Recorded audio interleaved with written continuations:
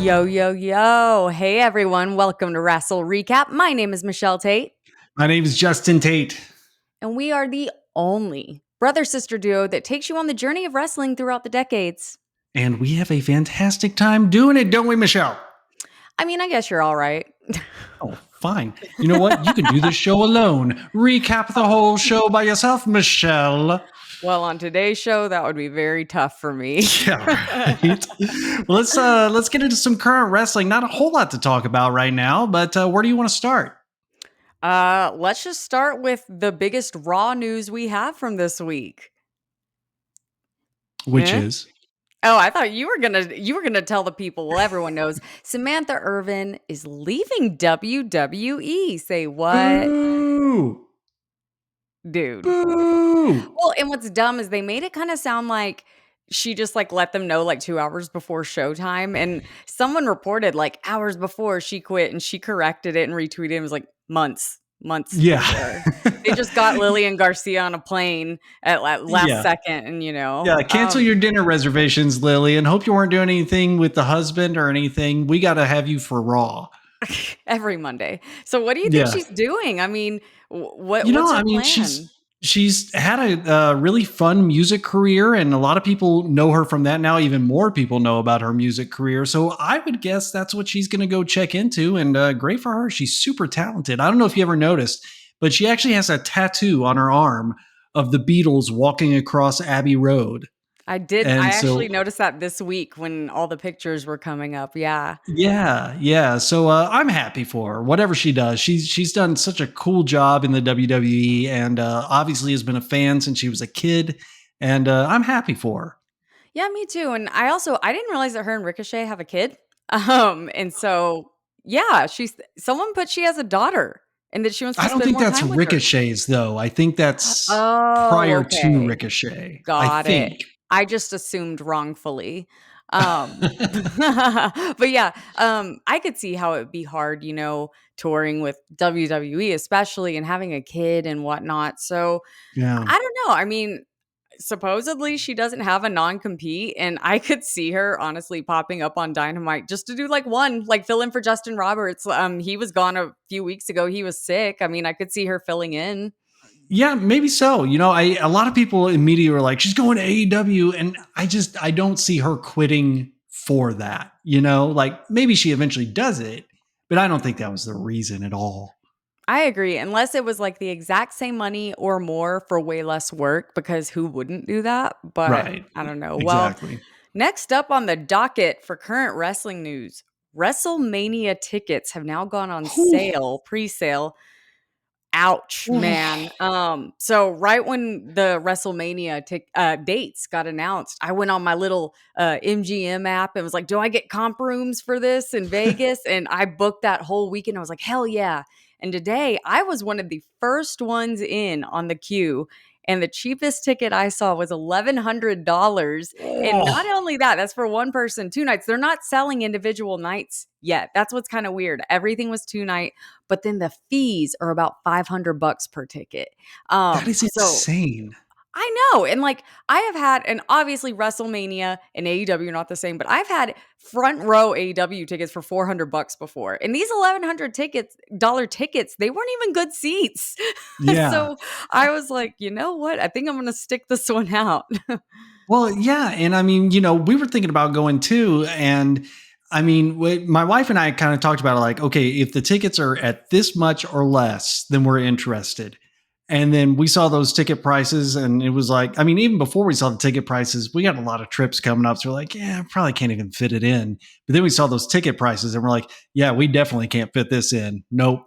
Like, Yeah. you and I are like two of the biggest wrestling fans I know, and we're skipping it because it's just simply not worth it. It's really not, and that's the thing is I had a free hotel going into it, but I just saw those prices and I was like, for me, like the value is just not there, maybe Right. it's there for others, but I mean, like, okay, Mark and me, and then you and your wife, we're all dinks, double income, no kids. And I wasn't Right. about to pay that. So I can't imagine having like a family and children. And then and then also, we went to Royal Rumble a few years, what, in 2023 in San Something Antonio, like which that. Yeah. again, not WrestleMania, but I had pretty decent seats, and I think they were like 180 each. So I don't know what's going on. People even pointed out that people who are making excuses like, oh, it's because it's in Vegas. Well, SummerSlam tickets in like 2021, those were like $100. So I don't know what's going on. Maybe Vegas, they got to pay for this new stadium somehow. I don't know, but it's crazy, and I can't even imagine what like the scalpers are going to sell them for. Oh my God. That, I mean, the scalpers are going to make money because, there was one time that I bought a ticket from a scalper. It was for Raw in Dallas in like 2002 or Oh wow. three, somewhere around there. And I was in college at the time. My roommate and I went up there and just bought two tickets from a scalper. And even then, the scalper's tickets were only like $60. Well, at least Like, you didn't have to pay all the stupid fees. I hate fees on like ticket things. Like yeah. Mark and I went to the Georgia versus Texas game. Boo. This past week, and we were gonna get some better tickets, but SeatGeek does the fees based off a percentage of the ticket sale. So we actually ended up getting Mm, cheaper seats just because I didn't want to pay like $900 in fees. I was like, that's that's ridiculous. I'm not doing that. crazy. Um, Yeah. and the No, thing is, there is a lot of added value in your own couch and your own food and your own bathroom.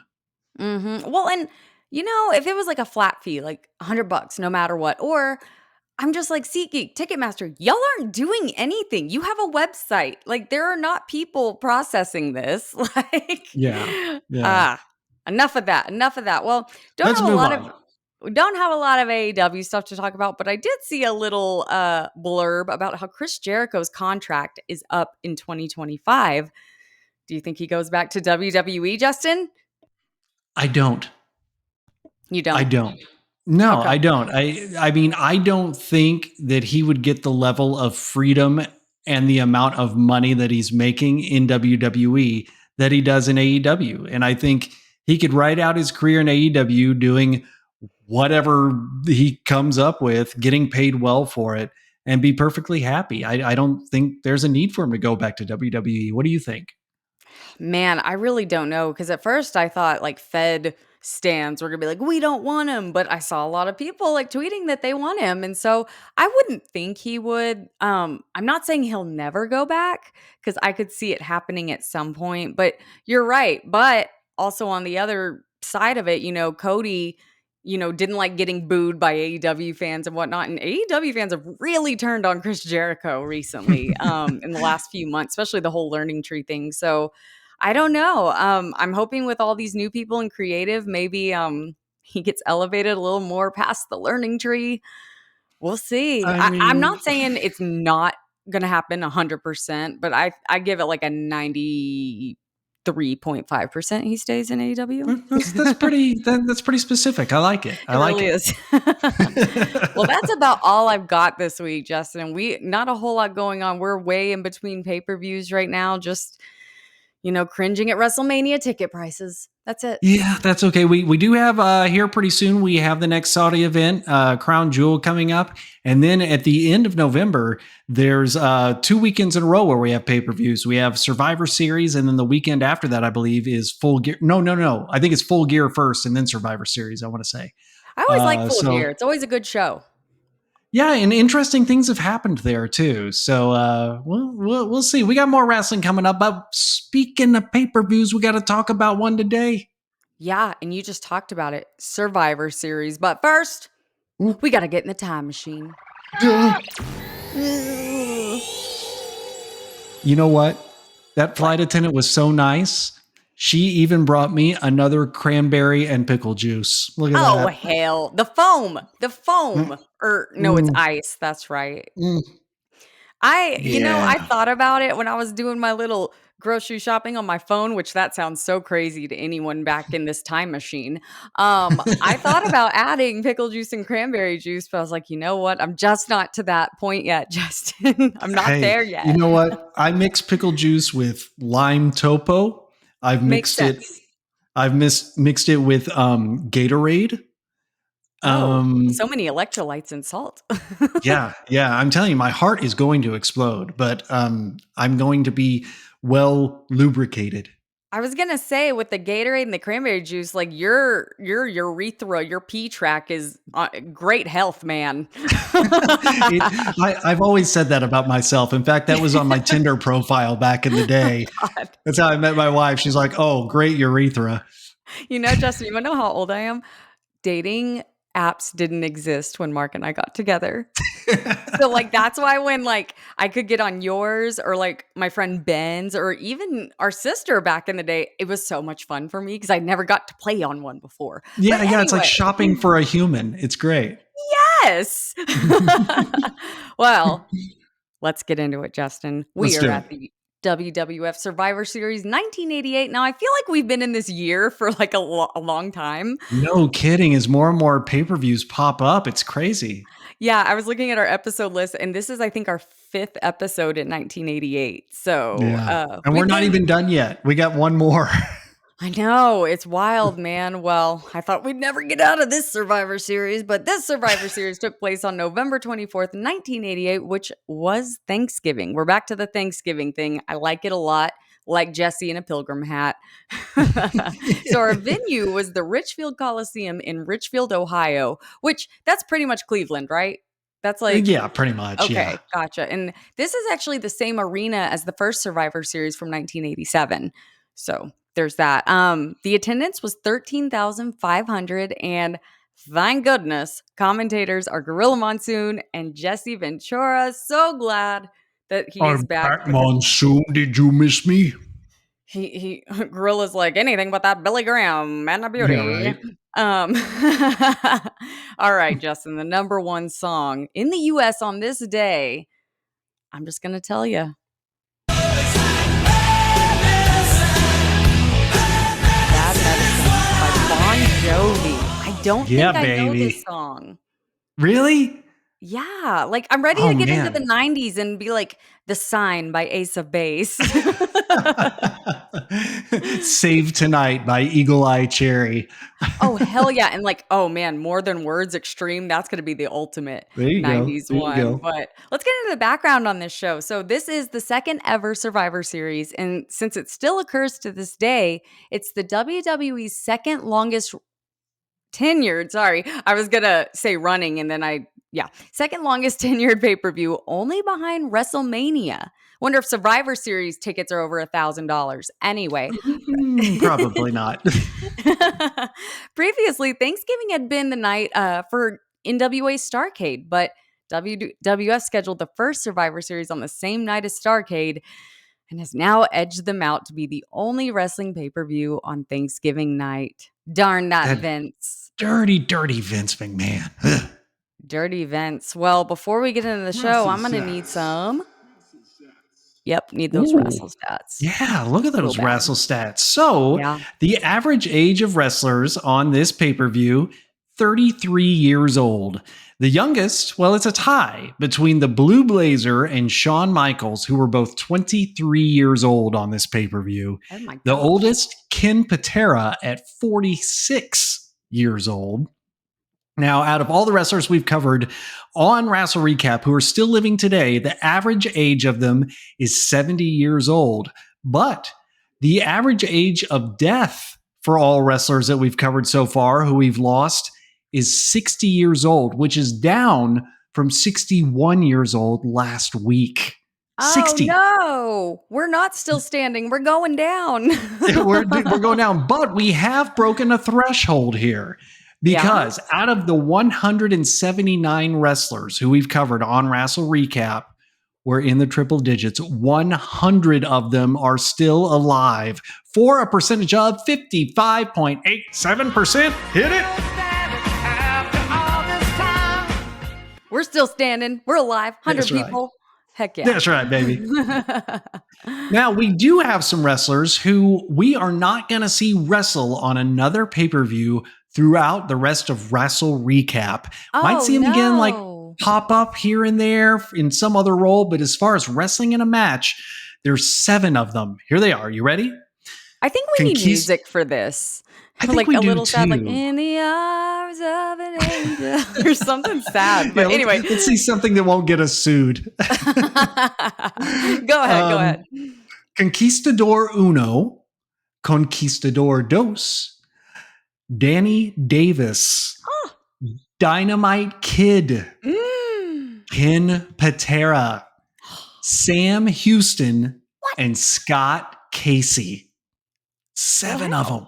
Where do they go? Various places, various places. And there's no title matches on this show. So not only is that not entertaining at all, but it also means that it's not the final appearance of any championship. So let's get on into the pay-per-view itself as we click it on the old Peacock machine.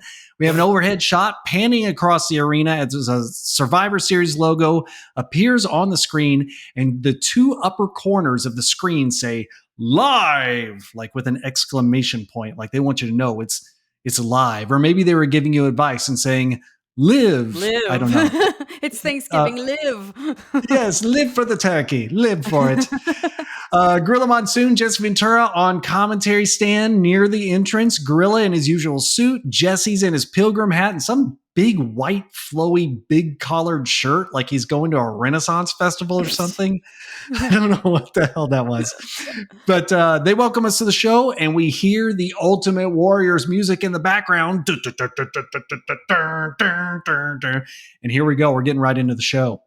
Yes, we are. It's a Survivor Series 10-man tag team elimination match. I need to learn how to talk, Justin, before we record these things. You know what? If you had some pickle juice and some cranberry juice, you'd do just fine. I'm sure I'd be awake. That's for sure. I had to babysit the nephew this morning. I'm tired. Oh, good Lord. All right, so our participants, we've got Bad News Brown, Danny Davis, Greg Valentine, Honky Tonk Man, and Ron Bass versus the Blue Blazer, Brutus Beefcake, Jim Brunzell, Sam Houston, and Ultimate Warrior. So we've seen pretty much all of these people before except for one, Blue Blazer. Okay. Mm-hmm. And I'm going to tell you people that don't know, better known as Owen Hart. So, Yes. are we going to do an actual Owen Hart one when he's Owen Hart, or are we just, is this it? We'll see how we feel. Okay, cool. So Owen Hart was born on May 7th, 1965, and unfortunately died May 23rd in 1999 at the age of 34. We will last see him on WWF Backlash 1999. He is part of the infamous Hart family, which includes brother Brett, brothers-in-law Jim Neidhart and Davey Boy Smith, and father Stu. He would only stay in the WWF for about a year before wrestling in other places. He would eventually return to WWF in the early 90s under his own name. Thank goodness. Yes, because this Blue Blazer thing was going nowhere fast. I was dumbfounded. I was like, what is this? But most of these guys we saw either at SummerSlam 1988 or WrestleMania 4. And Bad News Brown, he's 45 on this show. And that was just amazing me watching. It's Yeah. like Shelton. Like, I think we talked about this last week. I'm like, how are you in your 40s? It's just Yeah. crazy to me. Yeah. Yeah. But yeah, that's about it. Unless you want to know how old each person is. Again, Sam Houston's only 25, and this is his last show that we're going to see him on. That's really sad. I guess he's got to go join law enforcement, politics, or open a furniture store. Apparently, that's what they all do. That's what they do. Right. Well, getting into the match, I really didn't like that not everyone got announced. Because, this big old group just comes in, and I'm trying to figure out who everyone is. And so why do you think that is? How come not everyone had their names right? I mean, maybe it was read in the arena and we just couldn't hear it. That could be. The funniest part I noticed was that Howard Finkel was announcing some of the guys, and then right as he's announcing Jim Brunzell, Gorilla and Jesse talk right over it, talking about the event tonight. And poor guy, Jim Brunzell, he's a killer bee in need of a hive.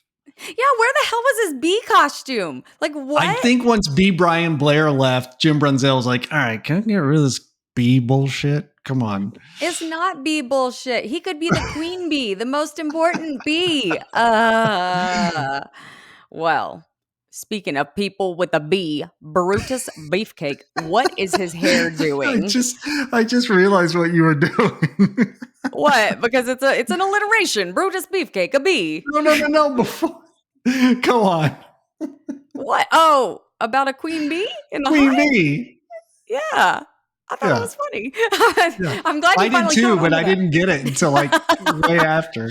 I was like, why is he not laughing at this? Well, what is Brutus's hair doing, Justin? Okay, did Jimmy Hart get revenge? Because he looks like a lion who got into like a lifetime supply of Aquanet.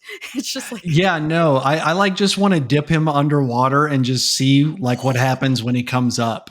yeah, it'll be like all like still in the same shape, just kind of at it would look bad. But speaking of Brutus, you know how like you go to Spirit Halloween and there's like the sexy cop costume and like sexy doctor and stuff. I think Brutus went to Spirit and found sexy Bret Hart because he's wearing like black and pink gear, but it's just way more revealing than Bret and Jim's. Oh, So I thought you were revealing your attraction to Brutus the Barber no, Beefcake, no, and no, I no, was no, like, no, no, "Oh, no. this is new." But no, you're right. That's funny. You know what? We went to Spirit last weekend because Mhm. we hadn't been this year yet, and boy, oh boy, are there a lot of costumes that I don't know what they are. They're like current cartoon characters or pop culture figures, and I have no idea. The only way I know some of them is because of our niece and nephew who are 3 and 1, and our sister was like, "Hey, this is this person, Blippy," or whoever, Miss Rachel or whoever. But yeah, I agree with you, and then some of the descriptions or titles are so vague that I'm like, "Okay, I can't even Google this. What is this?" Right. Like we saw one, like, okay, so my wife and I play Among Us with our sister and her husband. Mhm. And I saw this costume there and I was like, hey, look, it's Among Us. And I looked at the label and I was like, that's something else that I have Roblox? no idea what it was. I think Was it it was like Roblox? Okay, because something I like that. know 10-year-old boy, and maybe I'm pretty hip, Justin. Maybe I Are do know you? more. I think so, as I Are, giggle. yeah, you sound really like you got a lot of conviction behind that. Leave me alone. I'm done with this podcast. All right. Well, one thing that we talked about last week that's now changed in every match, both teams got entrances, like with music. And Mhm. as a matter of fact, there are 4 matches on this show, and there are 9 entrances. And I'll bet you can guess who got their own entrance later in the show. Oh, man, I have no idea. Brother. Brother. There's this girl that sleepwalks on TikTok and films herself, and something that she says a lot when sleepwalking and sleep talking, she goes, "Brother? Brother?" And so every time Hulk Hogan says that, I look at Mark and I'm like, "Brother?" I'll send you that video. It's very funny. But, man, like, this match, it gets started off pretty hot, and my favorite thing ever was when Greg Valentine entered the ring, someone yelled, "Come on, Big Bird." And I don't know who it was, but it made me laugh because his hair is rather large like Brutus's. Like, this was the large hair era, man. He's definitely feathering out that mullet like the best he Mhm. can. It is Oh, yeah. insane. Another thing that's changed, we finally have the metal ring steps in the corners, not those wooden things on the side. They're the metal ring steps, big and chunky in the corners, as God intended them to be. America. You need Hacksaw Jim Duggan for this moment. America, man. Ho. What? Justin, I Um, too am big and chunky in the corner sometimes. yeah. Great. The ring aprons here, they look really cool. they got the silver Survivor Series logo on the dark red background. I really dug the ring aprons on this one. Nerdy comment. Sorry. No, I mean, we've had some pretty crusty ones in some of our shows lately, so I can accept that. But Yeah. Greg Valentine, he goes after Bad News Brown at one point, but they're on the same team. So like what happened there? But like, because Bad News Brown, he storms out of the arena, he's done. So they're already down a member. So what was that about? I think Greg like accidentally hit him or something like that, and then Bad News Brown just said, I ain't here for this." And I honestly thought he was going to come back and like ruin the match for the good guys, but he just went to the back, and that was it for Bad News. Yeah, man, that was weird. Yeah, we did get a new gorilla-ism on this match. He says the fans are hanging from the rafters, which on later shows, he would say they are literally hanging from the rafters, which seems very dangerous. Yeah, that's like a lawsuit ready to happen. Why does he Yeah. do that? That's funny. Okay, I've got a question for you, Justin. Do Why it. does Jimmy Hart always have music notes on his suits? Is it because he wrote so many of the theme songs? There was that, yes.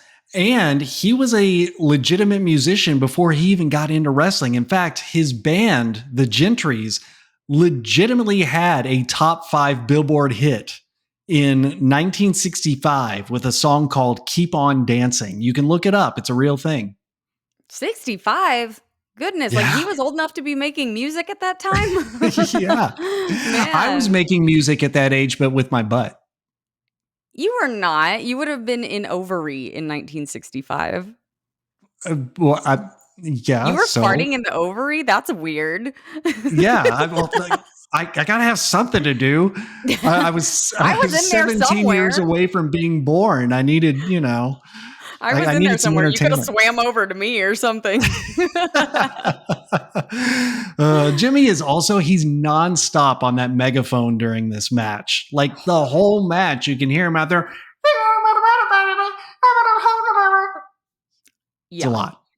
I had no idea what he said the whole time, but you know what? I appreciated him being there a lot. But True. I thought a really cool moment in this match was when Mhm. Honky, my man Honky Tonk, was majorly avoiding Ultimate Warrior. Like every time Ultimate Warrior comes in, Honky like leaves immediately and he tries to play it cool, but I like that. It's like he's scared of being humiliated again. Yeah, yeah, and I mean the crowd was like hot for it. Like they got really hot when Warrior first got in the ring, and then when Honky was in there with them, like they just blew a gasket. They wanted to see it all over again. It was really fun. Definitely. Well, gasket, that rhymes with basket. And that reminds me of when Brutus hits Honky Tonk right in the balls, Gorilla yells, right in the fruit basket. And he said it again a little bit later. And Mark was like, he's saying the bread basket. I was like, what does a bread basket? That doesn't make sense. It's a fruit basket. Fruit So am basket. I right? Like, is it fruit basket? Well, I have heard of bread basket, but I don't know what he was saying. I missed that. I mean, I feel like your junk is more similar to a fruit than a bread. I I agree. I agree. Yeah. Well, but that's the thing. Like Honky sold it so well. That's what I noticed about it. Like he gets hit in the nuts and he's like grabbing his junk and he's like humping the air. It's like he's like trying to shake his junk back out from his stomach, like it got wedged up in there. It was funny, and look at you complimenting Honky again. I think you like him. Honky can eat shit. Anyway, speaking of nut shots, Blue Blazer, he goes to leapfrog Greg Valentine, but he doesn't quite clear him, leading to Greg Valentine's feathery head ramming right into Blue Blazer's blue balls. Yep, caught that. I saw that, and I was like, "Was that on purpose? I don't think Yeah. so." Yeah. Yeah. Well, Greg Valentine, he's weird. He's wearing a shin guard or something on one leg. Like, is that from an injury or is that like a costume choice? Is it a tactic? What is that? He's been wearing this for a while, and I swear I could be wrong, but I'm almost sure that my Greg Valentine action figure when I was a kid had that shin guard on there. I think I think you're right. I very vaguely remember that because I we'll have remember to like dig through taking our it off. mom's garage and find that figure and confirm For sure, because for she's sure. got it. Oh, she You has everything, everything. It's great. Like, I feel bad because I throw away everything and I need to stop so that I can, I don't know, show my dogs in like 20 years. I don't know. Another thing that reminded me of being a kid, seeing Warrior's logo on his trunks, it's like shaped like his face paint. It reminded me when I was a kid, I used to draw that logo on everything, like on my notebooks, or I had like some sidewalk chalk or something like that. I draw it everywhere. You had the shorts too, didn't you? I think I did, yeah, or maybe like some of those funky pants or something like that. Yeah, I had something with Yeah. that logo on them. Mhm. Yeah, You had a few things. I think you had like a purple tank top with it too. maybe so. Maybe Yeah. so. I don't remember, but yeah, I like Warrior was my dude. But the finish was a little wonky here, and Jesse Ventura actually called it out. So Warrior pins Ron Bass, right? Mhm. But Jesse says Valentine was the legal man. So Gorilla tries to cover it, saying, well, they were double teaming the Warrior, so if they got caught, they deserve it. It wasn't a very good cover. Jesse was right. I'm pretty sure that Warrior pinned the wrong guy on that one. Whoops. So do you think that was, so basically meaning Warrior didn't know who was legal, or do you think that was more on Greg or Ron Bass for not getting out of the way? If that I, makes I, sense. I I think it might have been a combination of both. Like it seems like somebody should have called it out, especially the ref. But Yeah. at that Yeah. point, it was the Warrior in the ring. Did anybody there really care? No, they didn't care. They just want to see him win. Oh, we cared, Justin. Us people, we care, but the good guys win with the Ultimate Warrior being the sole survivor by pinning Greg Valentine. At 1750, this is the shortest match on the show. And I liked this match. I was like, this was great, because it Yeah, was no, short this and one was nice. actually fun. Yeah. Yeah, it was. But we have some general chatter from commentary, and the entire time there is a still image of demolition, and it's on screen, man, for an awkwardly long amount of time. And then finally they cut away from it. It's almost like it got stuck there for a while, but they finally cut away from it and go back to the arena for the next match. Well, we go from the shortest match on the show to the longest I never match on thought the it would show. end ever. Hopefully, they've learned their lesson with this thing and we don't have to do this again next year, but Oy, we'll oy, see. oy. This is a Survivor Series 10 team tag team elimination match. So, two teams comprised of 5 tag teams each for 20 guys in this match. On one side, you have the Bolsheviks, the Brainbusters, Demolition, the Fabulous Rougeaus, and Los Conquistadors versus the British Bulldog, the Hart Foundation, the Powers of Pain, the Rockers, and the Young Stallions. So a lot of guys in this match. Not going to run through them all, but let's just point out the interesting ones. The Brainbusters, Arn Anderson and Tully Blanchard. Oh, They've made the snap. jump over from NWA. In fact, their last show that we saw them on was NWA Great American Bash 1988, which took place just about 4 months before this show. So they've made the jump and they're into the swing of things now. Mhm. Also, Los Conquistadors. Not much to say here because it's the only time we're ever going to see them. Uno, he's still alive today at the age of 71. This is the last time we're going to see him. Real name, Jose Luis Rivera. Previously wrestled as an enhancement talent for the WWF as Mac Rivera. And then after leaving WWF, I find stuff like this so interesting. So I love this. He went to WCW where he wrestled 3 matches as the Black Angel, but they were all untelevised. Nobody ever saw him actually wrestle in WCW on television. Man. Um, yeah, but he saw most of his success in Puerto Rico, as did Conquistador Dos. Now, he is still alive today as well at the age of 78. He was 42 years old on this pay per view. And real name, Jose Estrada. In the late 70s, he actually held the WWF Junior Heavyweight Championship, which is a very short lived championship. In fact, I think after he won it, it went to Japan and it stayed there pretty Oh, much. wow. He retired a few years after the show, returned to Puerto Rico as a wrestling trainer. So that's pretty cool. We go on down through the list. Again, a lot of these guys we've seen on SummerSlam or WrestleMania previously this year, but there is one tag team that is quite Oh. notable, and it is very exciting that we're finally seeing them. It is the Rockers. So Woo! let's start with Marty Jannetty, born on February 3rd, 1960. He's 64 years old today, but on this pay-per-view, he was 28 years old. Now, we're going to see him for a while. In fact, the last pay-per-view we're going to see him on is WCW Slamboree 1998. So 10 years after this, which is pretty great. Now, here's something I didn't know. In high school and college, Marty Jannetty was an amateur wrestler and boxer. He did like a lot of Golden Gloves events, that sort of thing. Huh. Yeah, actual tough guy to a degree. Here's what's funny. Marty Jannetty actually had 4 separate runs in the WWF due to being released each time for various issues. Oh my God, he's like CM Punk. Kidding. Well, I can distinctly remember, and this must have been like his third, fourth run, I think, one of those two, where the WWE website, they announced, hey, we've signed Marty Jannetty, legendary tag team wrestler from the Rockers. And I swear to God, it was like a week later where the website said, we have come to terms on the release of Marty Jannetty. And it was like, wait, what? Already?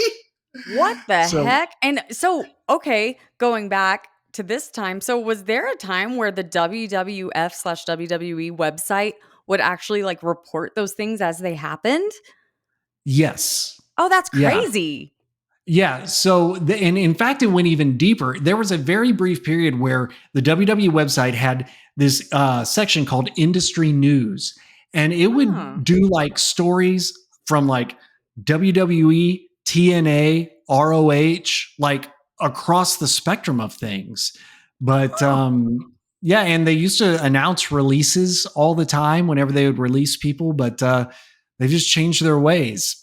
Yeah, So. now they just like quietly remove them from the roster and like the internet's left to figure it out for themselves and then speculate. Right, exactly. Well, I don't know if you saw, did you see the Dark Side of the Ring about Marty Jannetty? Oh man, I did. And then I went to his social media pages and wow. Yeah.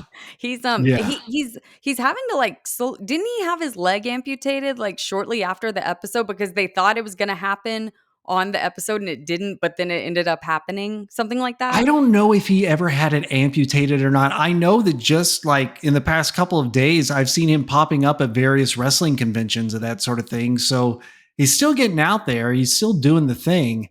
But boy, what a trip Didn't that he guy kill a is. guy? In theory, maybe, possibly. That's Yeah. what they said on Dark Side of the Ring, and he's like, "If I did it, this is how it's very OJ Right. Simpson-esque." Yeah, yeah. No, he's a wild one. On the other side of the Rockers, we have some guy, don't know what happened Mm. to him, named Shawn Michaels. You know this guy? According to our mother, he's your father. Whoa, whoa, whoa. Let's not get a whole Lauren Boebert thing going Oh, on I here. know, right? I don't I need a mean, DNA test. here's the thing, our mom has dark brown eyes, our dad has dark brown eyes. You got those green eyes from someone, Justin, and, our mom, she swears that Shawn Michaels is yo daddy. Well, I mean, they both grew up in San Antonio, so I mean, there's Exactly, a chance. exactly, and they're, There's a like, chance. probably the same age-ish. Yeah, yeah, I'm true. just I don't know. saying. I don't know. Well, Shawn was born July 22nd, 1965. On this pay per view, he was 23 years old. And we're going to see him all the way through his final match at WWE Crown Jewel 2018, which is a match we'd all like to forget. Um, Yeah. so, so many accolades. I mean, where do you even start? He's the first person to win the Royal Rumble from position number one.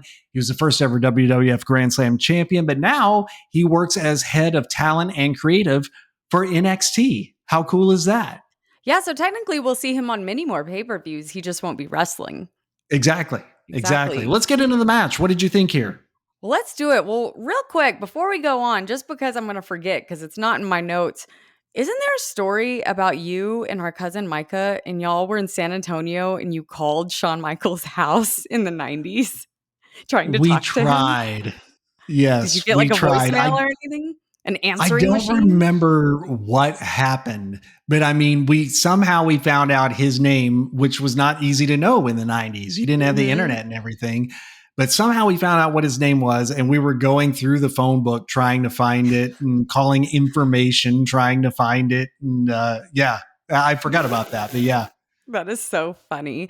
Well, getting into the match, I was hoping you were gonna tell me that the conquistadors are actually like Undertaker and Kane or something under the mask. Like I thought they were gonna be somebody, but they're kind of like pre gold dust, but with crappier gear. Or Yeah. like, yeah, or no. They look like gold versions of the putties from the Power Rangers. That's Oh exactly my what they look like. God. Well, somebody should have, didn't you have to like punch those in the chest and then they'd like Yeah. explode or something? It was like a circle and you punch it and it go and then explode. I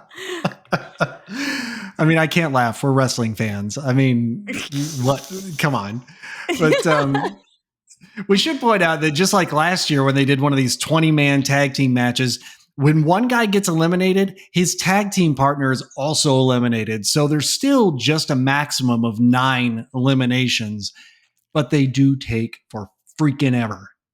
They really do, man, and I know I've said this and complained about it on the last Survivor Series, but you can't get any momentum going when there's that many people who need ring time, you know? Yeah. So it's all just very simple moves, and then the next 2 guys come in and do their simple moves.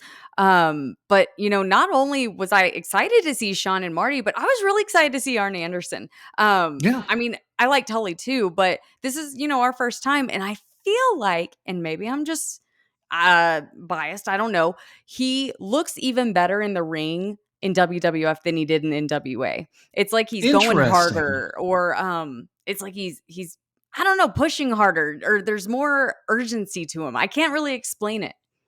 Yeah, no, that could be. And, people talk about how like the difference of styles between companies. I don't know that it was that different back then, but there was definitely a different style to the matches and everything. And it's even that much more impressive that guys like Arn and Tully, who had been steeped in that traditional style, could come over and just adapt and just do it. It shows how good they really were. Definitely, yeah. But it's kind of a weird name for Arn and Tully's tag team, isn't it? Like they're the Brain Busters, but Bobby Heenan is their manager and he's the brain. So they bust their manager? Yeah, and to me it just sounds silly. It sounds like a 4-year-old soccer team or something, like the Brain Busters. Or no, it's like the Spelling Bee champions or something. The Brain Busters. We're going to have a tag team when we go. We're going to be called the Brain Busters. We're going to bust their brains. Yeah, we're gonna give them trivia, and they're not gonna know it. Well, fun fact, the Rockers, they originally arrived in the WWF in 1987, coming over from the AWA in Vern Gagne. However, they were fired just a few weeks into their run for excessive partying. Whoops. And finally, in 1988, Vince called them, said he'd bring them back if they could be more professional. And that's how we got them on this pay-per-view.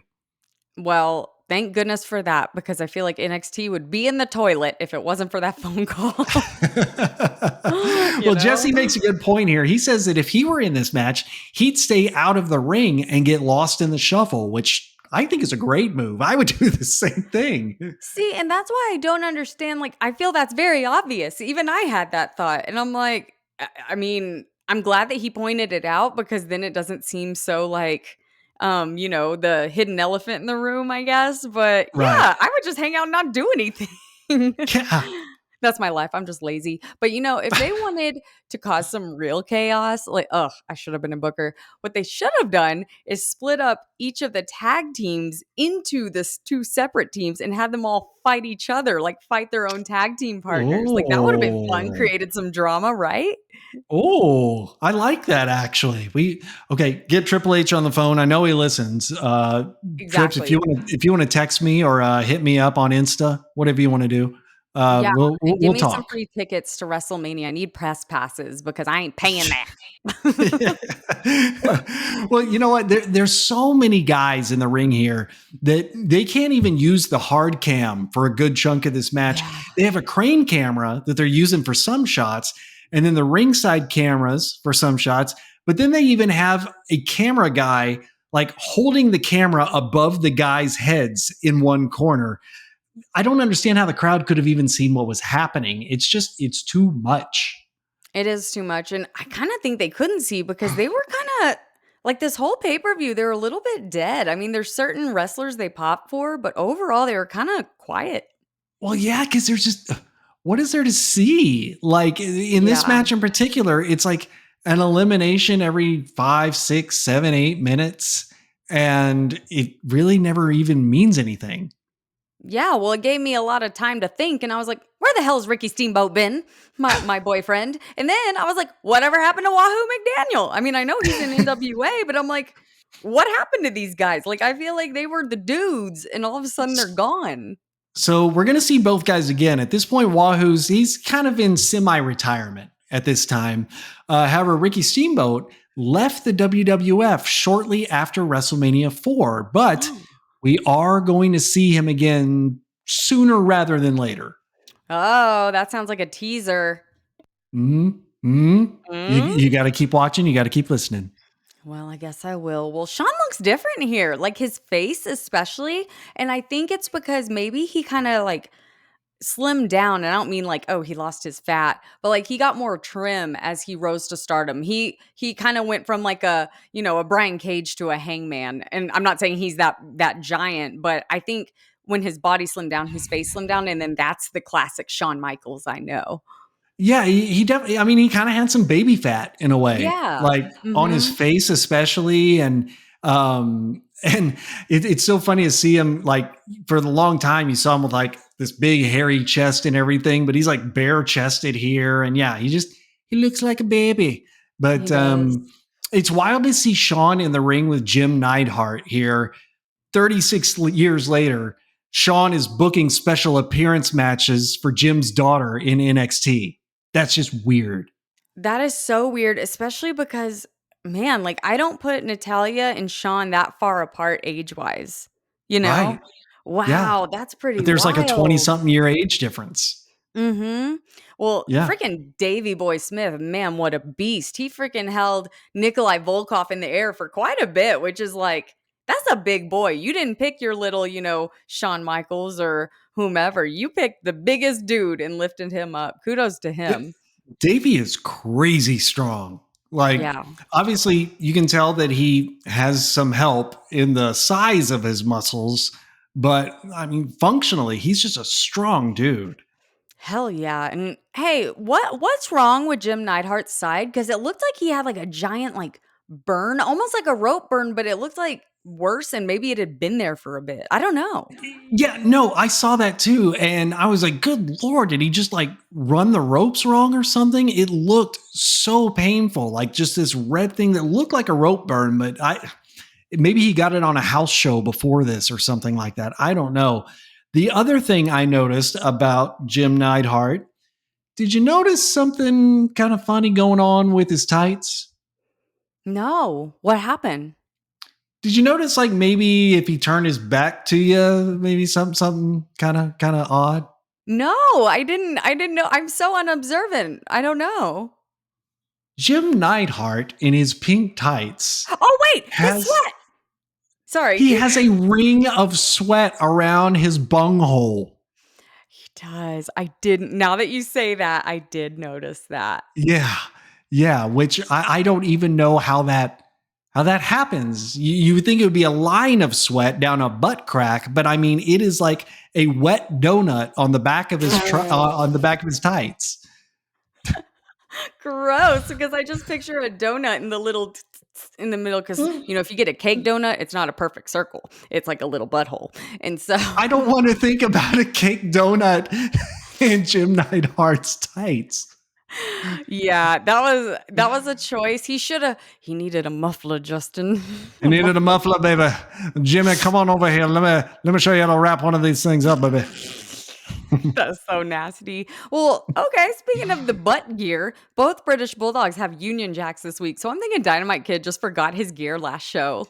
Very well could have been. Very Yep. well could have been. Was Dynamite growing a little mustache here? Like at first I thought it was a shadow, but then they got some close up of him. I'm like, oh, Dynamite, the kid's pushing a little something out there. Look at him go. I thought so, but it didn't look it wasn't strong enough to make me think it was intentional. It kind of just looks like he didn't shave or he was like, "No one will notice. It's fine."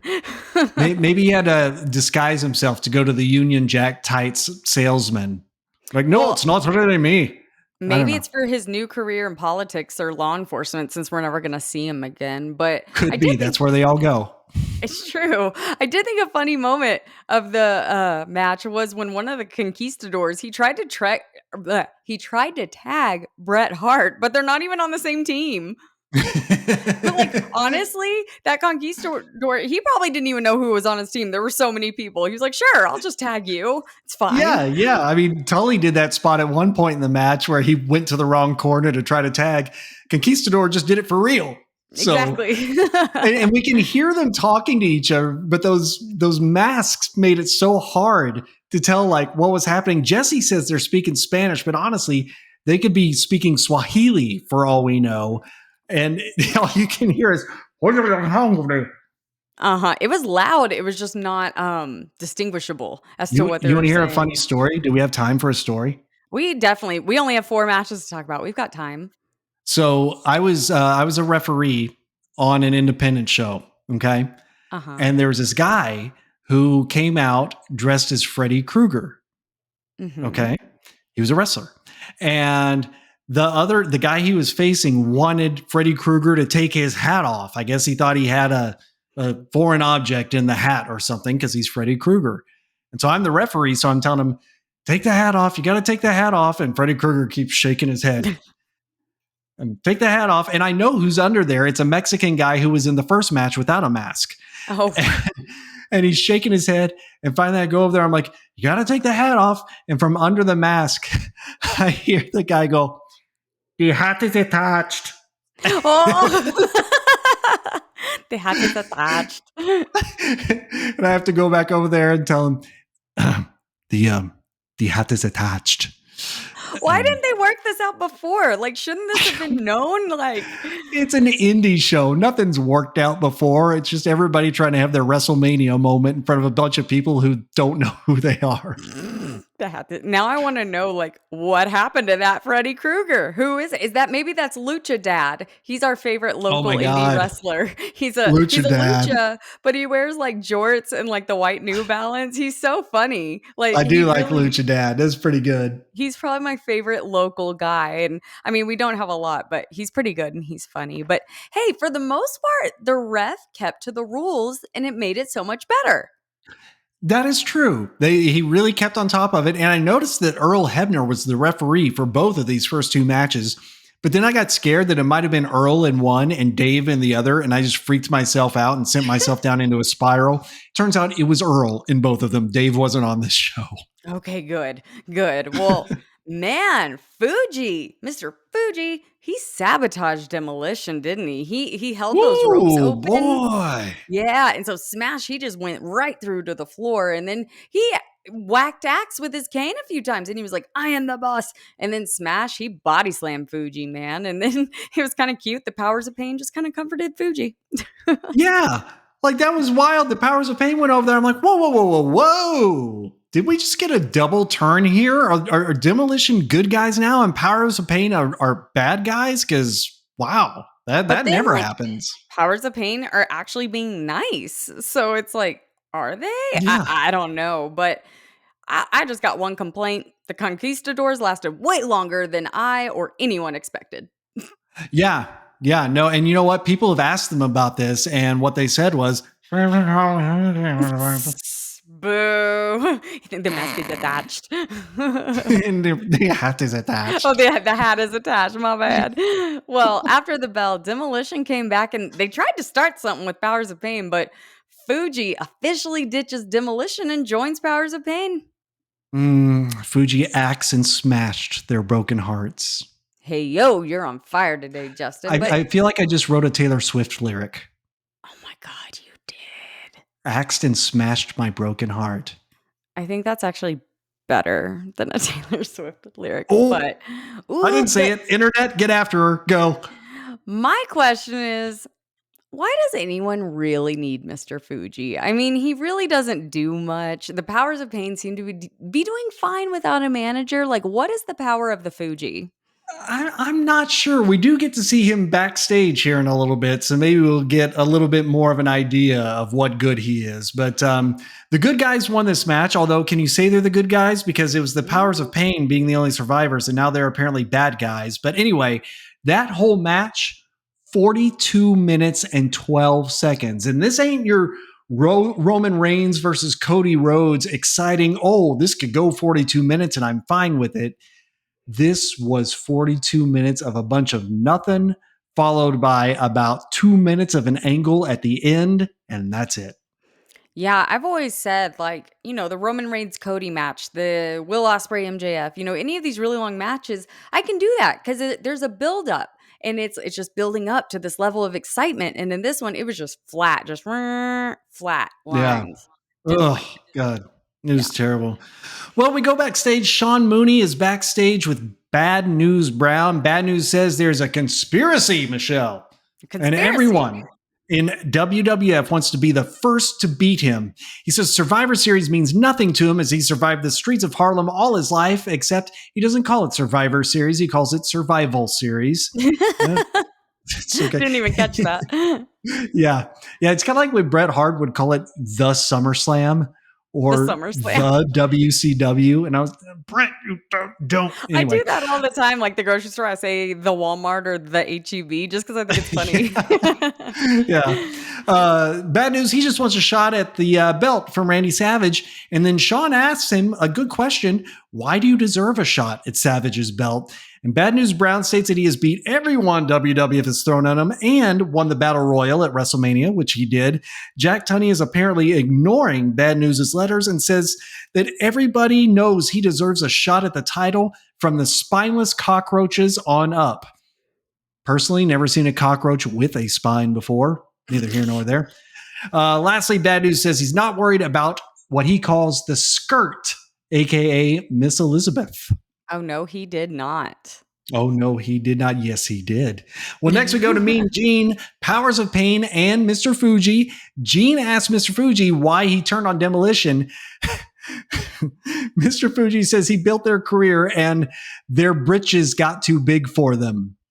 And see, I think it's hilarious that Mr. Fuji, of all people, used the word britches because the only people I've ever heard say that are our very Southern parents. And our mom still says it to this day. She's like, do I need to check your britches to the nephew or whatever? You know, so it's weird that Mr. Fuji said it. And then he flip-flops the saying. He didn't say that they got too big for their britches. Their britches got too big for them. So what does that even mean? That's the pants are growing. The pants are growing. I didn't even catch that. Man, that's funny. Well, Fuji says he's going to use the fake Road Warriors. I'm sorry, the Powers of Pain to demolish them like the pigs that they are. Man, Demolition. Building them? I don't know what that means.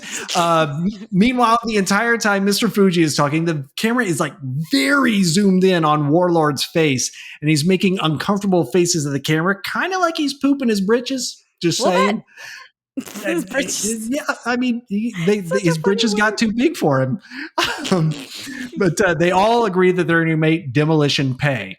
So after that 42-minute match and those two backstage things, we're ready to get back. Oh, no, we're not, because we're back towards the arena. Jesse says that Mr. Fuji sold out Demolition just because he saw a better product in the Powers of Pain.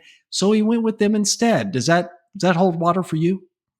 I mean, sure. At this point, I'm just wondering when the hell we're gonna watch some more wrestling. But no, Exactly. there's more. But wait, there's more. There's more. Mean Gene interviews Bobby Heenan's team. Andre says he's going to choke out Jake the Snake Roberts. And then they zoom in on Andre's face, and he makes a lot of uncomfortably awkward faces, which, okay, it's Andre. He makes those faces a lot. I don't think he's even trying. Dino, Harley Race, Rick Rude, and Mr. Perfect are feeling very confident for this match. In fact, Rick Rude even calls Mean Gene Divot Head. What does that mean? Like a divot when you hit a golf ball and it takes a chunk out of the ground. That's called a divot. I know, but I'm like, where in his head is there a divot? I'm like, is he making fun We of have it? more backstage to get to. They go to a shot of the crowd where kids are wearing these inflatable snakes wrapped around them, presumably from the merch stand or maybe from the creepy guy out on the corner. I don't know. That was kind of cool merch. Inflatable snakes. I know, like I miss the goofy merch, you know. AEW has some goofy merch, like masks and stuff, but I miss when like the goofy merch was cool merch, you know? Yeah. Well, Sean Mooney and the Mega Powers are backstage because we're not done. No, just we're not talking. done. Coco Beware keeps making Frankie flap and spread his wings, which is kind of distracting and kind of terrifying if you're right there. Hercules says DiBiase won't get what he wants. He will get what he needs. And I noticed here that Hercules has his usual chain around his neck, but Hulk Hogan has the other end of the chain around his own neck. And I think in wrestling, this means that they're married, actually. It's a thing. Or they're cousins, one or the other. Ooh, or both. Married cousins. What? I mean, I always say that wrestling is very incestuous. It's true. That's true. But finally, after all that talking, it's time for Go Figure, a wrestling match. What? That's just crazy. Well, Mm. in this Survivor Series 10-man tag team elimination match, we've got Andre the Giant, Dino Bravo, Harley Race, Mr. Perfect, and Rick Rude versus Jake the Snake Roberts, Jim Duggan, Ken Patera, Scott Casey, and Tito Santana. So we saw a lot of these dudes either at WrestleMania 4 or SummerSlam 1988, but there's a few that we haven't seen yet. I do want to point out that Andre the Giant is 42 on this pay per view, and he's starting to look it. I feel bad saying this, but I feel like you can see his health deteriorating with each pay per view, and he's kind of doing less and less, but everyone else is pretty much in their mid 30s, minus Harley Race, who is 45, and Ken Patera, who is 46. But there's a couple of guys we haven't talked about yet, so let's talk about them. So, Mr. Perfect, he was born March 28th in 1958, but he died in 2003 at only 44.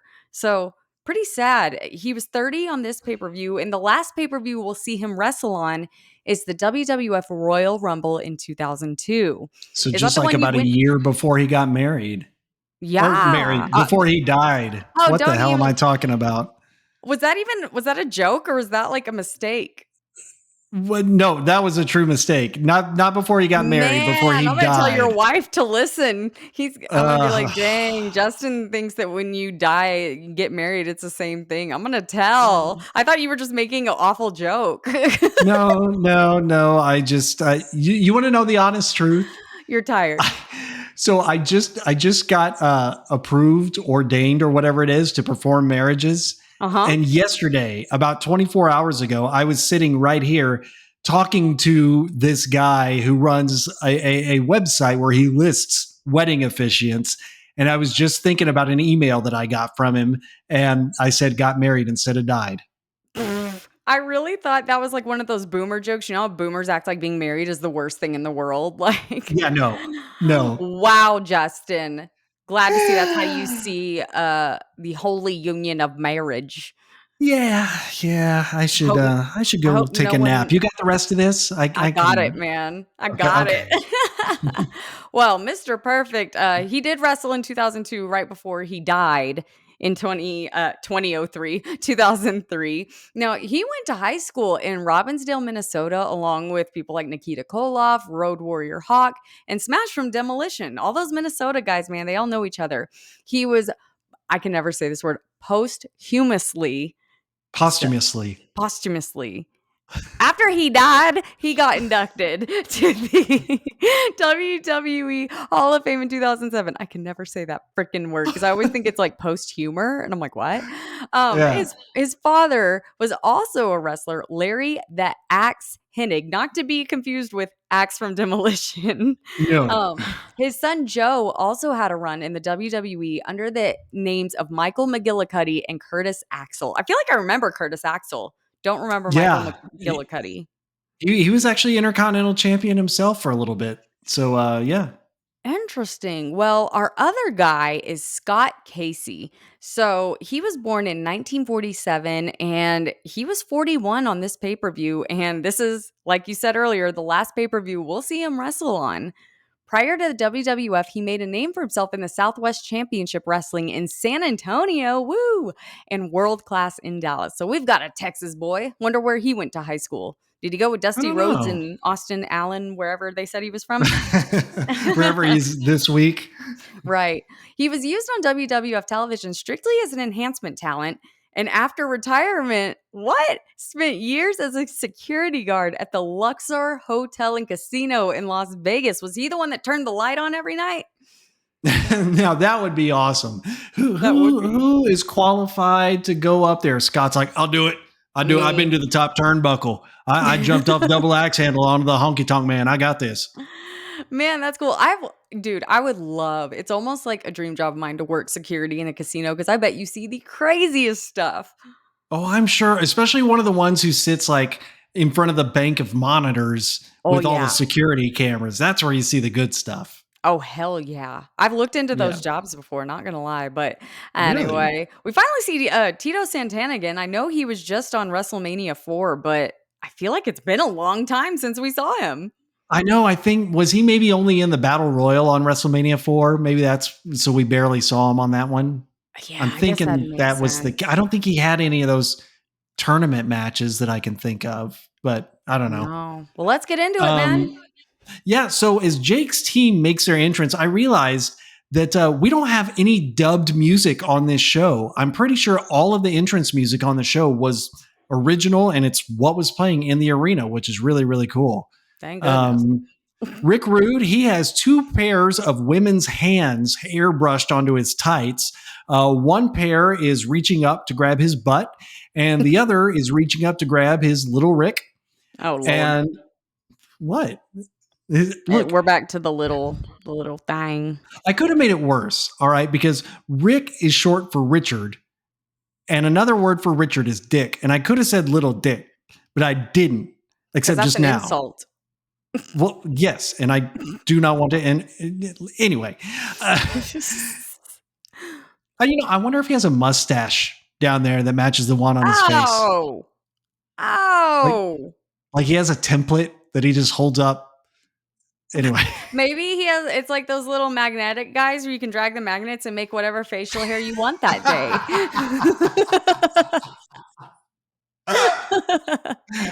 Those are fun, right? You could just draw what you want, whatever you're feeling.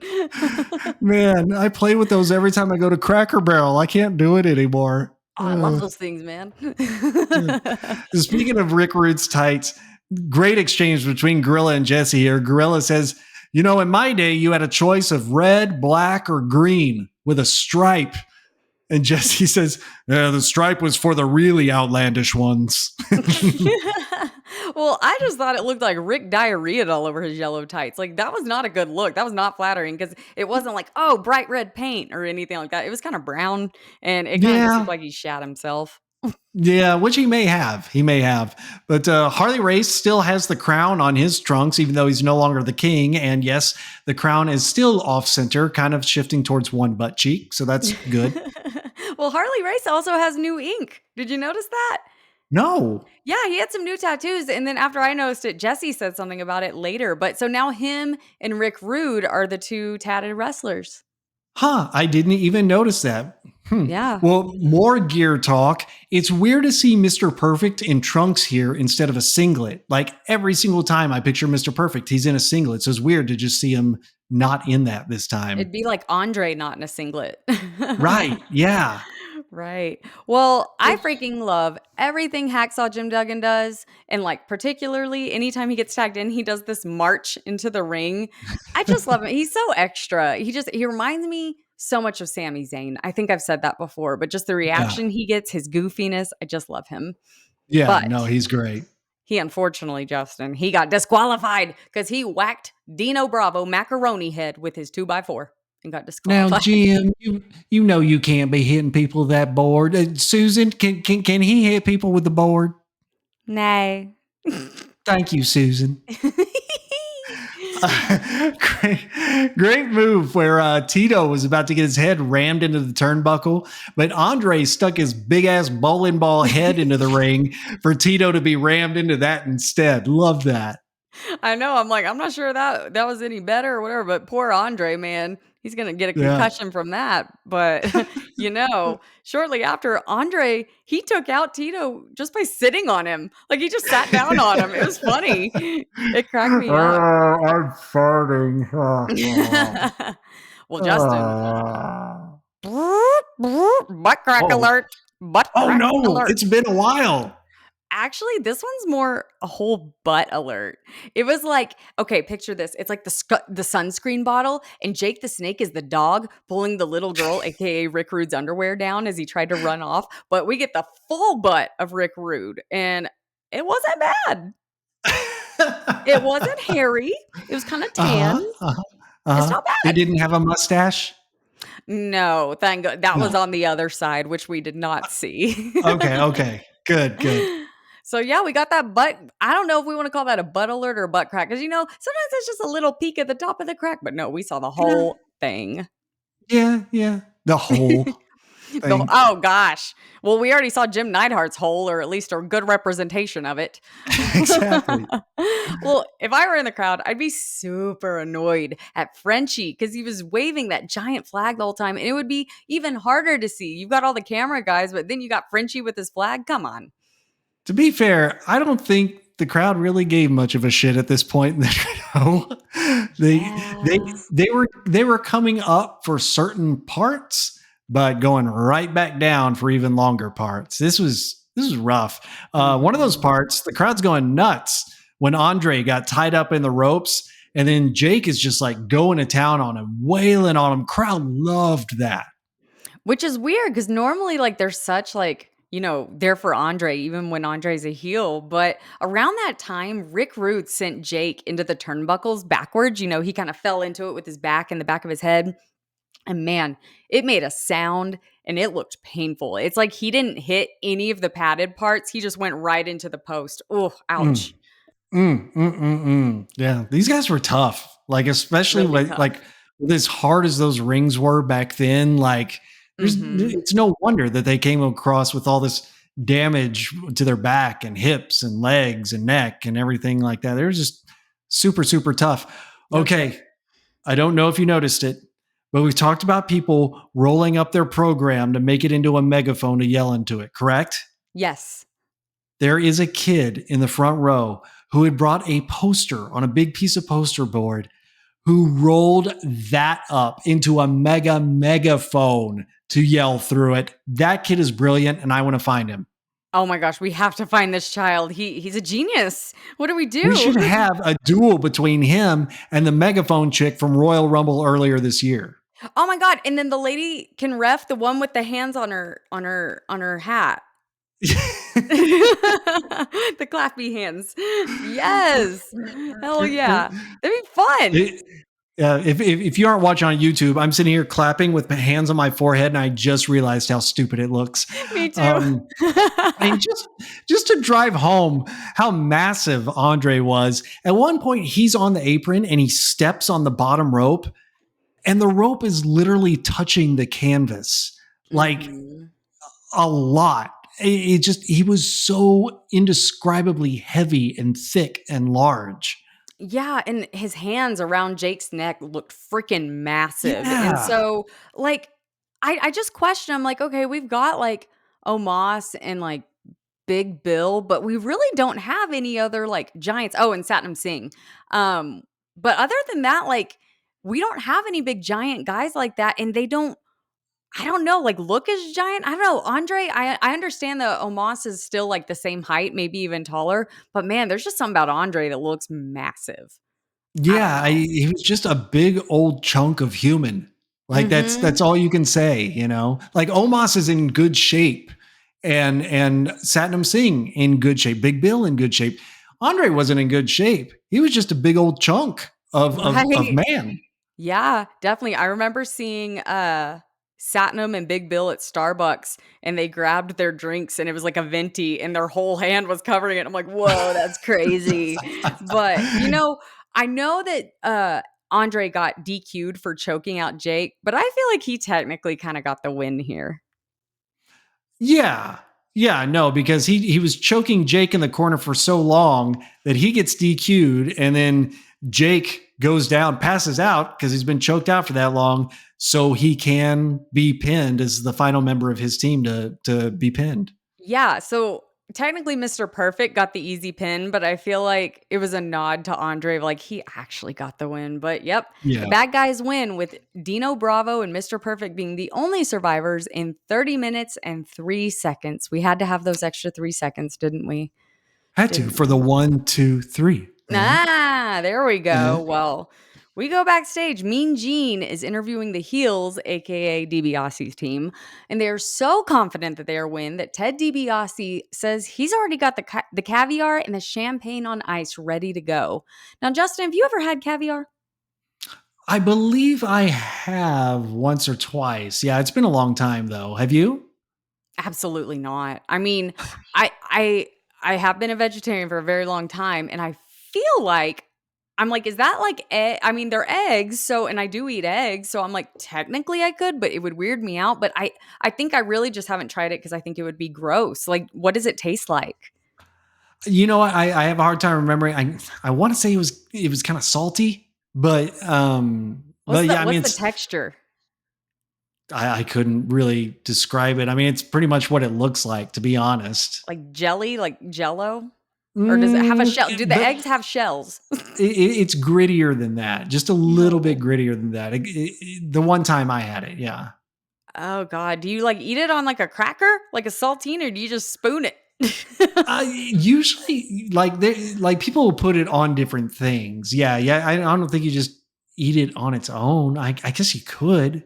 I So it's a mean, condiment. more so, yeah. Ugh, well, they've got it ready to go for when they win, but during this segment, man, they do it again. They zoom in and get uncomfortably close to Big Boss Man's face, and he's just making these crazy faces while he talks, and I'm like, "Why are they loving this camera angle so much for this particular pay-per-view?"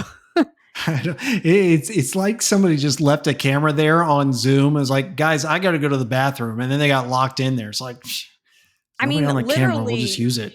this angle I'm talking about, their face fills up the entire screen. Like, Yeah, I'm not joking. So, anyway, yeah, we're finally getting to our quote main event, even though, like, yeah. I but guess let's talk it's about the it. final match on the show, so I guess. But it is a Survivor Series 10-man tag team elimination match. On one team, the bad guys, Akeem, Big Boss Man, Haku, excuse you, Red Rooster, and Ted DiBiase, versus the good guys, Hercules, Hillbilly Jim, Hulk Hogan, Coco Beware, and Randy Savage. So let's get into where we've seen these guys before, starting with Akeem. Now, we have seen him before, but he wasn't Akeem. We last saw him on WrestleMania 4 as the one-man gang. And since that time, he has discovered his African roots, apparently. And he is now dressed in a big yellow African garment with an outline of Africa on the back. And he's always doing this thing like with his hand, like he's kind of going like Mhm. that a lot, like, and kind of like jiving. I don't know if they like said, hey, act kind of like Dusty Rhodes, but not too much. And he ran with it. I don't know. That's the best I can describe Yeah, it. I do think it was a good transition because he was a little bit forgettable to me as the one man gang. Mm. Yeah, So, well, you're not going to forget this. nah. Uh, with the yellow and blue, it looks like a giant blockbuster billboard coming your way. Oh, rest But in peace, Blockbuster and the Red Hastings. Rooster we see in this match. Now, we've seen him before too, but not as the Red Rooster. We last saw him on NWA Starrcade 1987 as the one the girls loved, Terry Taylor. Shut up. I knew he was hot and I knew I recognized him. Okay. That is indeed Terry Taylor, and everybody else in this match. We've seen them before on WrestleMania 4 or SummerSlam previous this year. So let's get into the match now. Here's the deal, and we alluded to this earlier.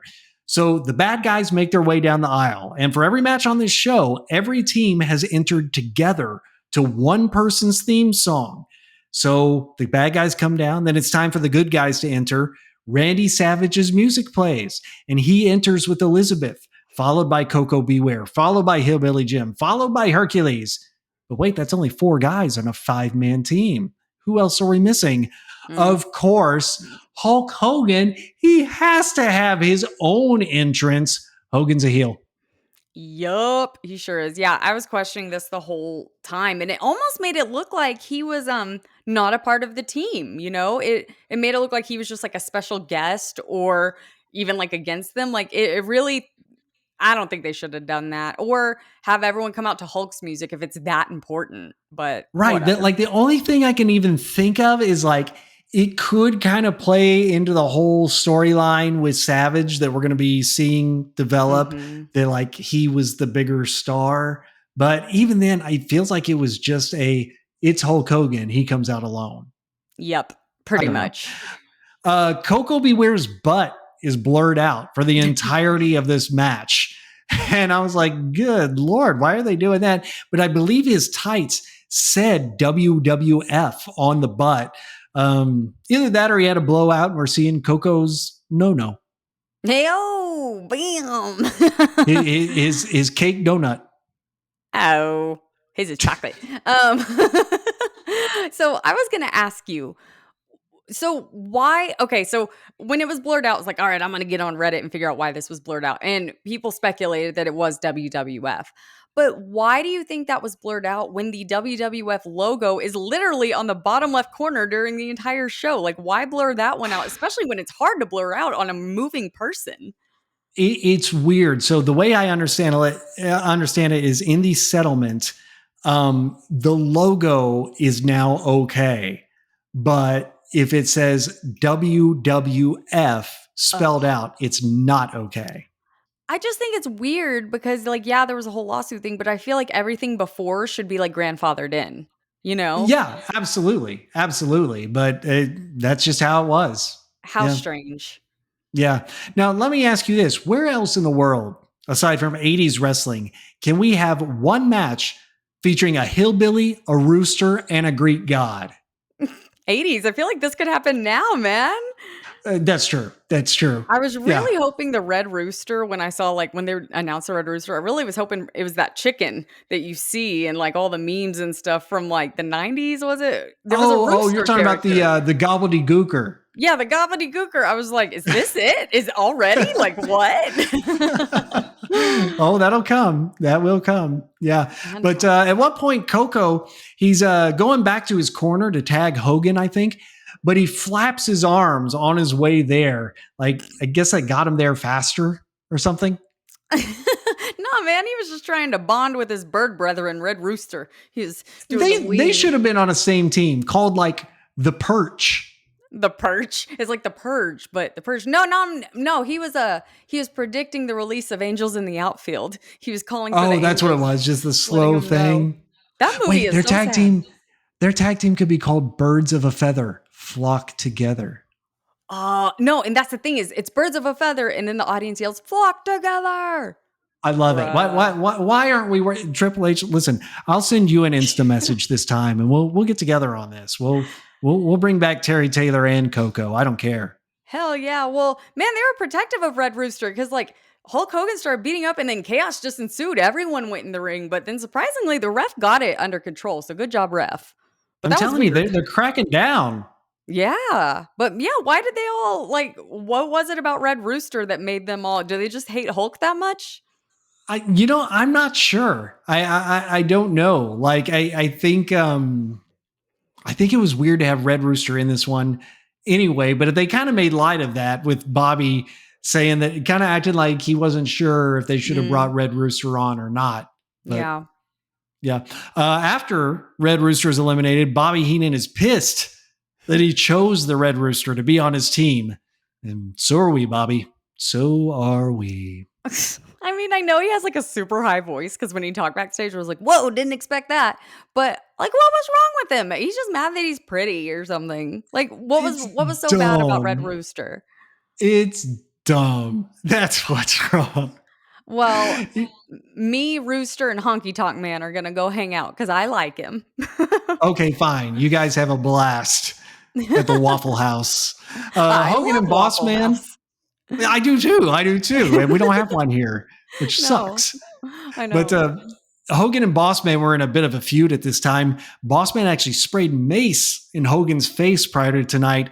What a heel move, right? Mhm. Spraying mace in Hulk Hogan's face. By the way, at this point in the match, Hogan bit Bossman. Hogan is a heel.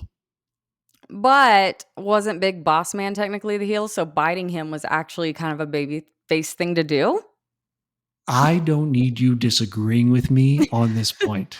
I'm just trying to tell you what the I have internet's made gonna it say. well established on this podcast in these 16 episodes that Hogan is a heel. I do not need you turning the hands of time backwards, my friend.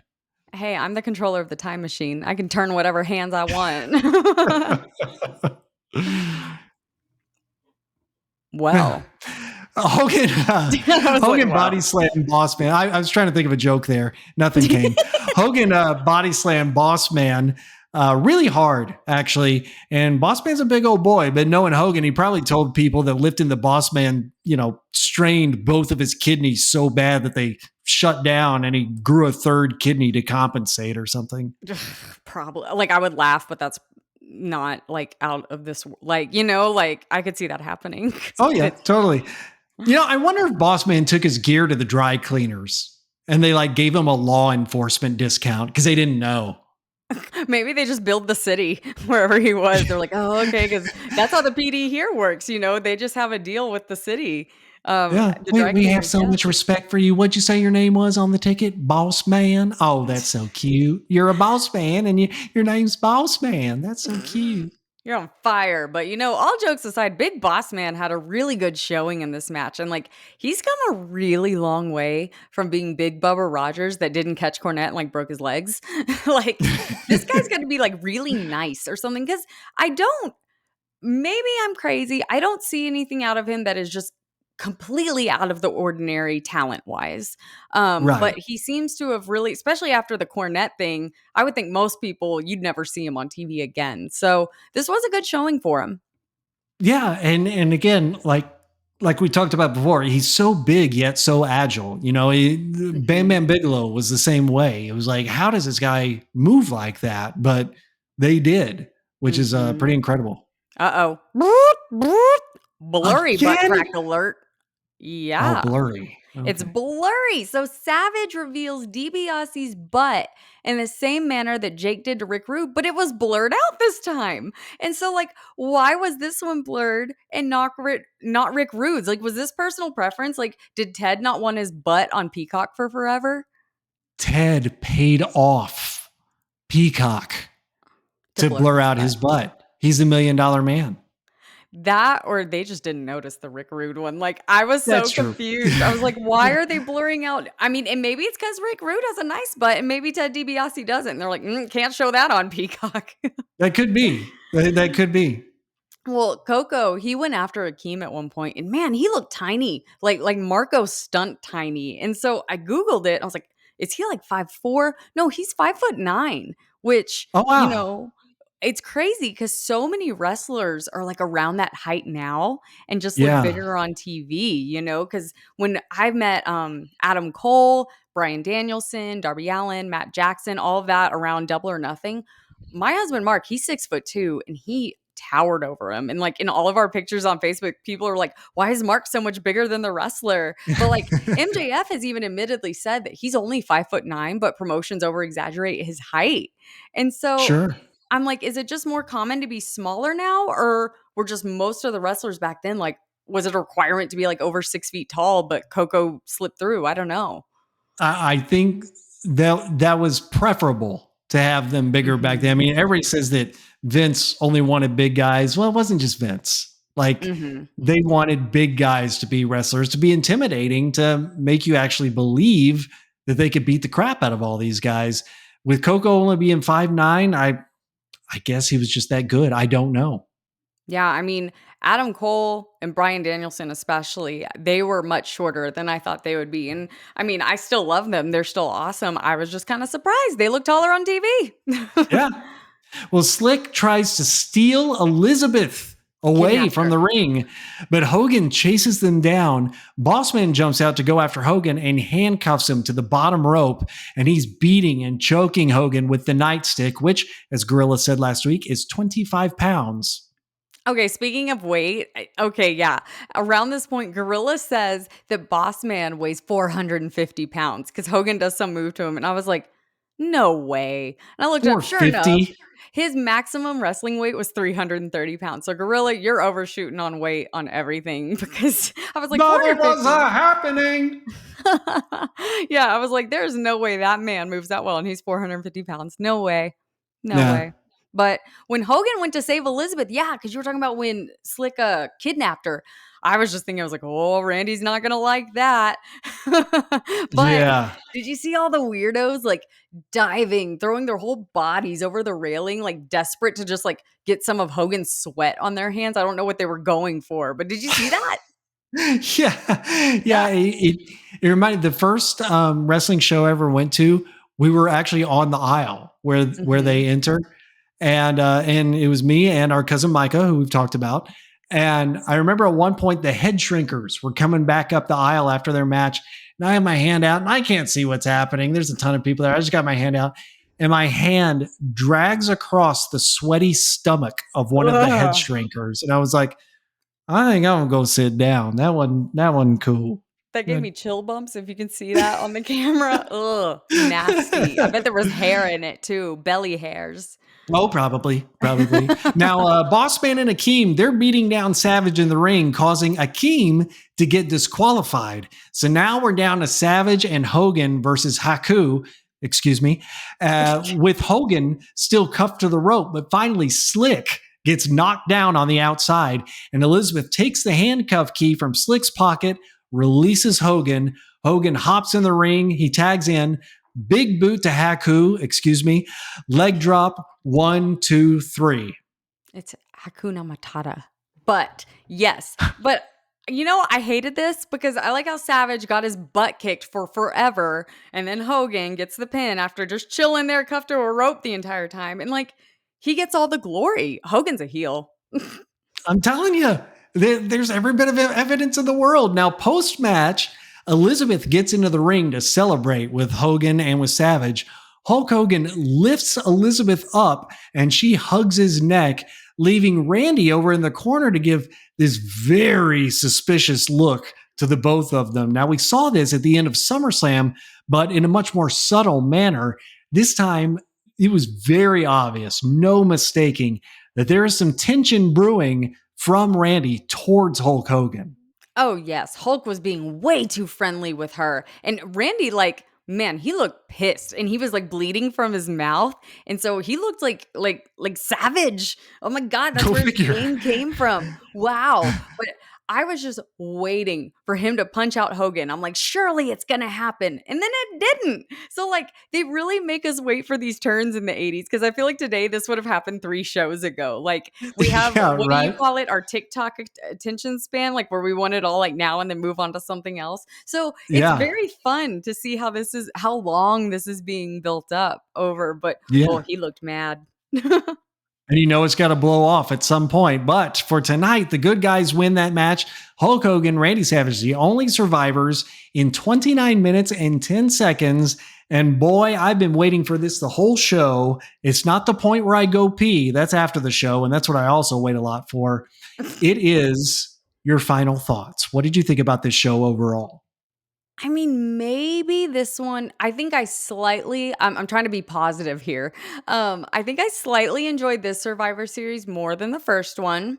Maybe because of the talent attached to it, because like we said, like we've seen all of these dudes from WrestleMania 4 and SummerSlam. So like we're getting very familiar with them.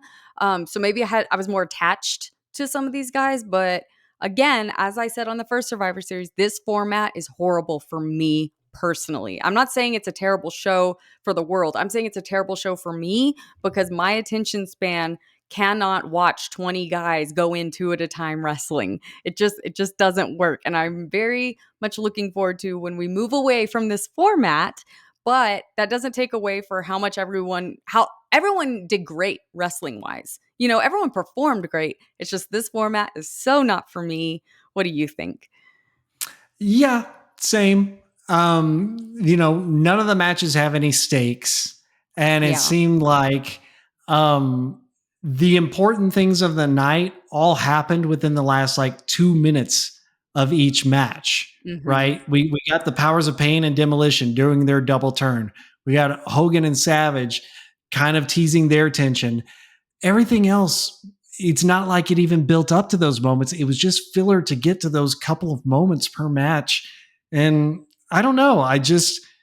The show didn't do anything for me. If I never saw this again, I would probably forget what happened on it.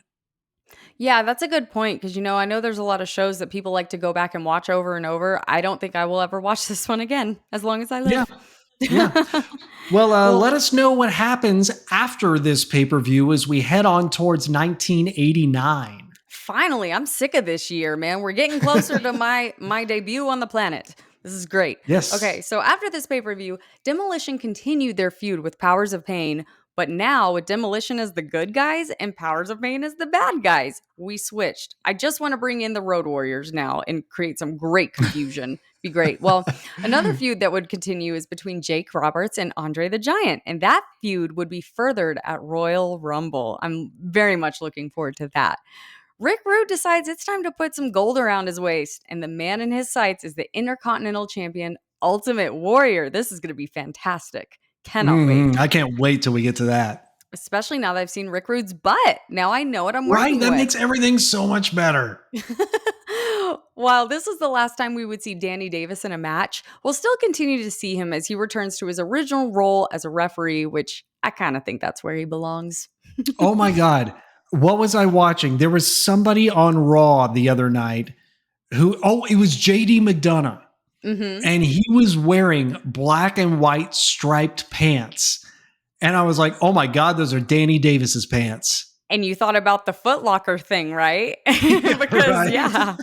yeah, that's funny. You know what was weird? Whenever I was watching Raw, and I think I was actually typing my notes for this, there was a fire down the street. And so like the entire neighborhood went out and I had to be like, hold on, push pause on Raw, go outside, What? figure out what's going on. Yeah. And like, our mom lives pretty close and she's like, come outside, come meet me. And I'm like, I already took a shower. I don't have a bra on. Like, I don't want to go meet neighbors. Like she was like, I've met more neighbors tonight than I've met in 12 years. It was weird. So that was my Raw experience. Didn't Oh, notice the wow. Danny Davis pants, but neighbor's house was on fire. So You that was got your fun. own pyro show. I know. I saw this tweet today that was like, for these WrestleMania prices, I better have my own pyro walking into that place. That was funny. Well, remember how we had mentioned that the Bulldogs and the Rougeaus like didn't get along backstage? Well, it all came to a head shortly before the Survivor Series we just covered. So Jacques Rougeau, still my favorite name to say, knocked out several of Dynamite Kid's teeth. And so Dynamite Kid would leave the company and never return. So Davey Boy Smith would leave as well, but he would eventually return to WWF in the early 90s. Now, my question is did they even have dental implants back then? Like, could he sue Rougeau for his teeth? Like, because I don't think they did implants back then. Yeah, I don't know if they did. I mean, he could sue, I guess, but I mean, I don't know. I don't know how much good it is because it's not like he was completely innocent in all this either. Yeah, So I mean, out of all things on my face, I like my teeth the best. So I would be pissed because I feel like they're the hardest to replicate. Like that's I true. can buy a new nose, I can buy new cheekbones. I can't buy new teeth. Like they're gonna look funky, especially back That's in true. the 80s. Well, What they actually used to do is just shave off slivers of soap and then just stick those up there. That's you're all it gonna say was. chiclets, like in Dennis the Menace, how Mr. Wilson has the chiclet teeth. That's great.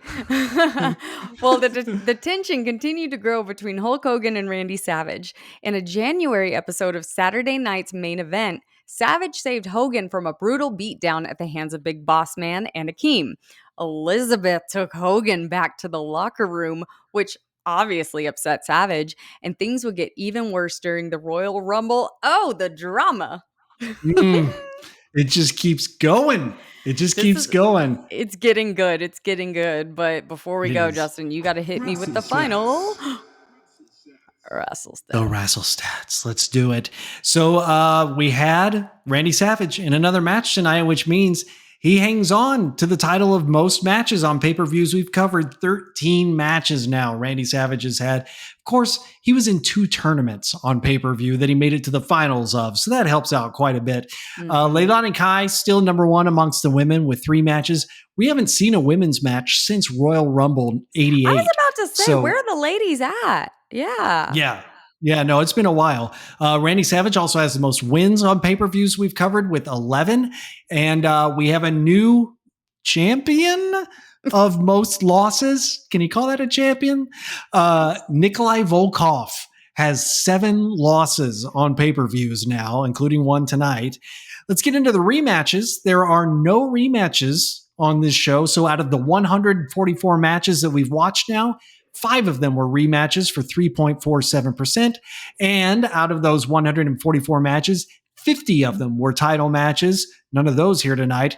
So 34.72% of the matches we've watched have been title matches. So if you like stats like that, we're going to post the full stats for this show on our Wrestle Recap account. But if you want them for current wrestling, go to Wrestle Stats on Twitter, and you'll get that for AEW, WWE, ROH, and TNA almost every single day of the week. And on Twitter, you can talk to Michelle. But how?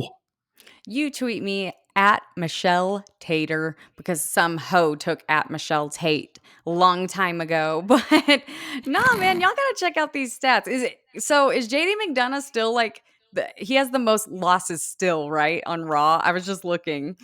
I believe so, He's been yes. there for a long time. And I know Orange Cassidy has had the most matches like since the beginning of Wrestle Stats. Dude, okay. Orange Cassidy, he already has more matches on TV this year than there are weeks in a year. It's Already. crazy. I know. Yeah. He's a big time worker, definitely. Yeah. I love him. But yeah, follow me over on Twitter. Let's talk wrestling. Let's talk WrestleMania prices. Let's talk football. Let's talk about anything because I like to meet people. And then Justin, they can find you personally at what's your Twitter?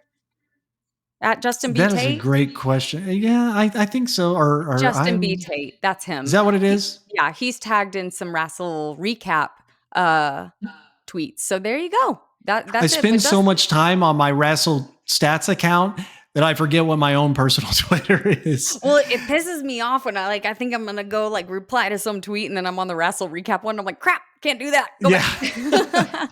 Well, what do we have Yeah. next week, Justin? Next week is an exciting one. We're covering Starrcade 1988, but it's not Jim Crockett Promotions Starrcade. It's WCW, Ooh. World Championship Wrestling. Now, it was still considered technically a territory of the NWA and still used NWA championships, but Ted Turner's World Championship Wrestling has taken over the assets of Jim Crockett Promotions, and a new era is upon us. Can't wait to get into this era. Oh my gosh, I cannot wait. Like, I know I'm being antsy, but I just can't wait to get to the 90s because that is the ultimate weird crap. Like, we're starting to get into the weird, but Yeah. yeah. What are you looking forward to most moving into WCW? Like what storyline, what character, like what about the company? Just tell me what you're most excited about. I think, I mean, it seems like such an easy answer, but like once Nitro starts in like Yeah. 1995, I think it was, that's when it really gets to be like, oh wow. But even before that, like there's some really good stuff to get into with some goofy gimmicks. There's some really bad stuff to get into. There's the rise of stars who we would see become much, much bigger years down the road. And we'll also see guys like Sting and Ric Flair get bigger and bigger. It's going to be so much fun. Wow. I'm spoiler alert. I'm wearing what I'm most excited to see. The NWO, I've heard of them. Yeah. Yeah, Yeah. NWO, man. New World Order. And then we got the Wolf Pack. So if you were in the NWO, would you have wanted to be an NWO black and white or red and black?